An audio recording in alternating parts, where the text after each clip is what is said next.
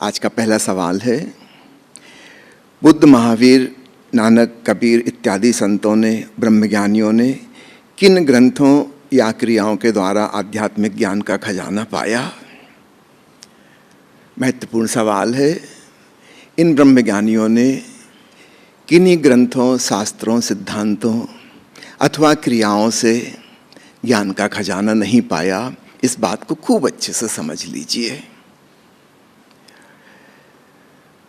बुद्ध महावीर राजकुमार थे। निश्चित रूप से उनके महल में बड़े बड़े पुस्तकालय भी होंगे, उनके दरबार में बड़े बड़े विद्वान, पंडित, पुरोहित मौजूद रहे होंगे। उनसे उन्होंने नहीं पूछा, पुस्तकालय नहीं गए। कहाँ गए? जंगल गए, अपने एकांत में रमण करने के लिए, ध्यान में डूबने के लिए। ग्रंथों में मिलेंगे शब्द, और शब्दों में सत्य नहीं समाता। सत्य मिलता है स्वयं के भीतर। हाँ, संसार के ज्ञान की बात अगर करते हो तो वह किताबों से मिलेगा। स्कूल, कॉलेज, विश्वविद्यालय में हम जो बच्चों को पढ़ाते हैं वह जानकारी है, इंटेलेक्चुअल नॉलेज, वह अलग चीज है। और जहां आप आत्मज्ञान की, ब्रह्मज्ञान की बात कर रहे हैं, यह बिल्कुल अलग चीज है। संसार की जानकारी शब्दों के माध्यम से आएगी, विचारों के माध्यम से आएगी, और स्वयं की जानकारी शब्दों को छोड़कर, सिद्धांतों को छोड़कर, ग्रंथों से दूर खिसक कर, जब मन में कोई विचार नहीं चलते तब। लेकिन हम अक्सर उल्टा सोचते हैं। हम सोचते हैं कि कुछ शास्त्रों का ज्ञान हो जाए, कुछ क्रियाकलाप, योग इत्यादि सीख जाएं, उससे ज्ञान मिलेगा, उससे ध्यान लगेगा, उससे आत्म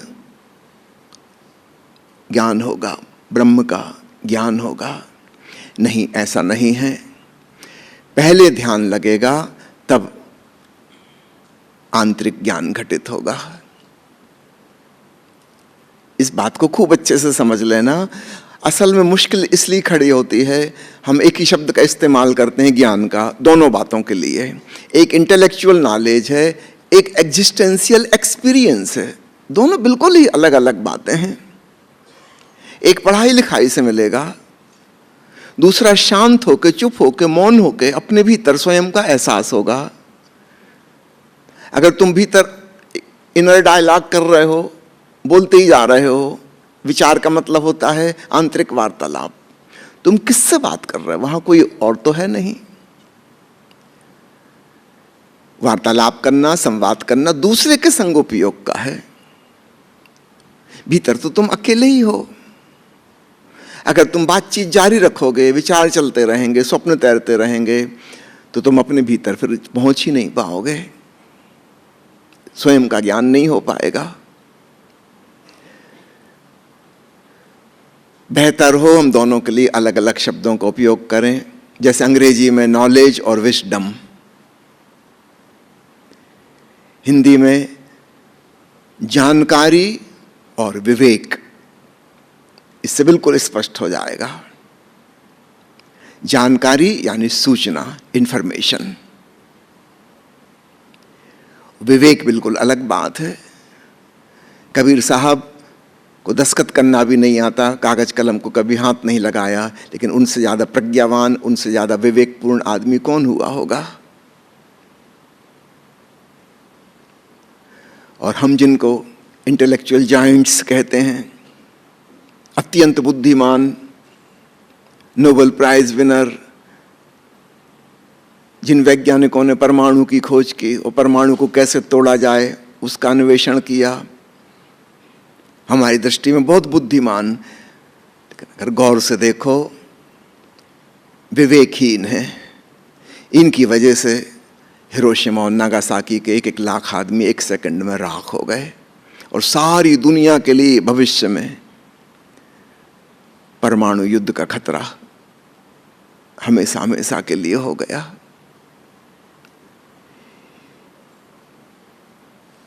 इनको हम प्रज्ञापूर्ण नहीं कह सकते। They are not wise, they are intellectual.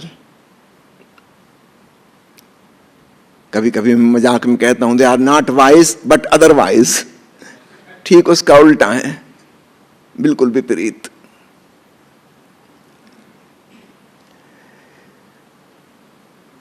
किन्हीं क्रियाओं के द्वारा ध्यान घटित नहीं होता। ध्यान का अर्थ है निष्क्रिय जागरूकता। फिर आप पूछेंगे कि क्रियाएं क्यों सिखाई जाती हैं?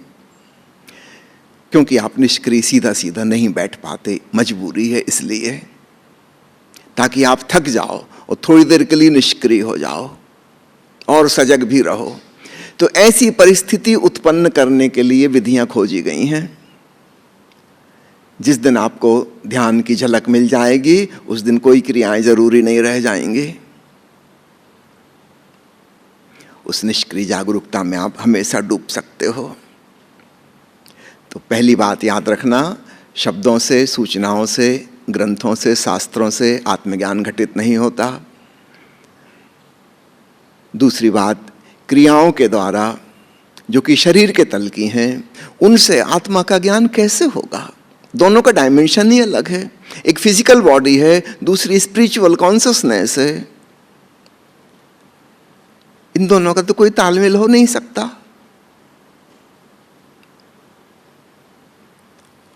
फिजिकल से स्पिरिचुअल पे कैसे जंप लग जाएगा? और हैरानी की बात है, जो लोग अपने आप को स्पिरिचुअलिस्ट मानते हैं, अध्यात्मवादी मानते हैं, स्वयं को आत्मवादी कहते हैं, और दूसरों को मटेरियलिस्टिक, पदार्थवादी, शरीरवादी कहते हैं, यही तथाकथित धार्मिक लोग सब प्रकार की शारीरिक क्रियाओं में उलझे रहते हैं। इनसे ज्यादा शरीरवादी तो कोई ना होगा। इनका सारा ध्यान शारीरिक क्रियाओं पर है और सोचते हैं कि इससे आध्यात्मिक ज्ञान हासिल हो जाएगा। ये दूसरी भयंकर भूल है जो इतिहास में होती रही है। तो ध्यान के लिए जरूरी बातें क्या हैं? निष्क्रिय जागरूकता, निशब्द, मौन, एकांत। एकांत से तात्पर्य सिर्फ यह नहीं है कि दूसरे संग साथ ना हो। एकांत से तात्पर्य जब तुम अपने भीतर जाओ, वहां दूसरों को तुम छोड़ सको, वहां तुम्हारे मन में वो भीड़ ना चल रही हो। भले ही तुम अपने घर में रहो, बाजार में रहो, कोई प्रॉब्लम नहीं, भीतर भीड़ ना हो, भीतर तुम्हारे संसार ना हो, सन्नाटा छा जाए और कुछ मत करना। क्योंकि करना या तो शरीर के तल पर होगा, फिजिकल एक्टिविटी, या फिर मन के तल पर होगा, सोच विचार, चिंतन मनन, आंतरिक वार्तालाप, वाद विवाद। उन शब्दों से, उन विचारों से, स्वप्नों से, योजनाओं से, स्मृतियों से आत्मज्ञान हासिल नहीं होगा। उनको भी छोड़ दो। तो न शरीर से कुछ करो, न मन से कुछ करो, थोड़ी देर के लिए कुछ भी ना करो, और सो भी मत, सजग रहो। सामान्यतः जब हम सोते हैं हमारे तन मन तो निष्क्रिय हो जाते हैं, किंतु हम बेहोश हो जाते हैं। पहुंचते तो हैं हम भीतर, लेकिन बेहोशी में हमें पता ही नहीं चलता। होश पूर्वक भीतर पहुंचो ताकि पता चले मैं कौन हूं, तब परम ज्ञान घटित हो जाता है। एक दो बातें और स्मरण रखना इस ध्यान के लिए, आत्मज्ञान के लिए। प्रतीक्षा का भाव, इंतजार करना। तुम्हारे भीतर पहुंच जाने से, निष्क्रिय हो जाने से अचानक कुछ चमत्कार नहीं हो जाएगा। जैसे कोई किसान बीज बोता है और फिर इंतजार करता है, खाद पानी डाल दिया, सुरक्षा का इंतजाम कर दिया, अब समय पर अंकुर आएंगे। कुछ जल्दबाजी नहीं की जा सकती। समय पर पौधा बड़ा होगा, प्रतीक्षा ही करनी होगी, इंतजार करना होगा। ठीक ऐसे ही ध्यान की साधना है। अपने भीतर डुबकी मारो और इंतजार करो, ठीक समय आने पर अंकुरण होगा। कुछ समय तक तो ऐसा लगेगा कि कुछ भी नहीं हो रहा है।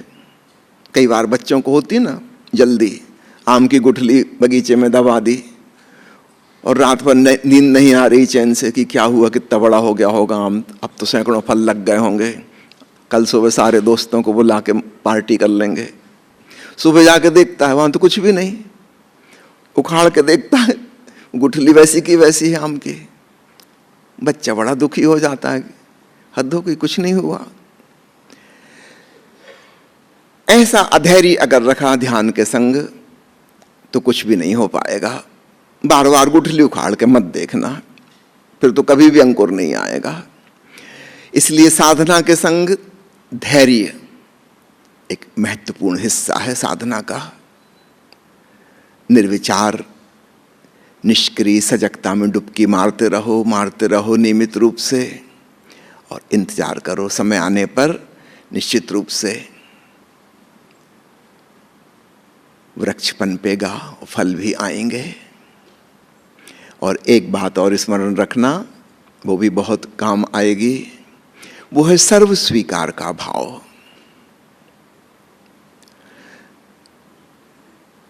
चारों तरफ जो हो रहा है उसके प्रति एक एक्सेप्टेंस चाहिए। भगवान बुद्ध से कहते थे तथाता का भाव, जो हो रहा उसको स्वीकारो। क्योंकि अगर हमारे भीतर रेजिस्टेंस है, हम प्रतिरोध करेंगे तो हम उससे लड़ेंगे।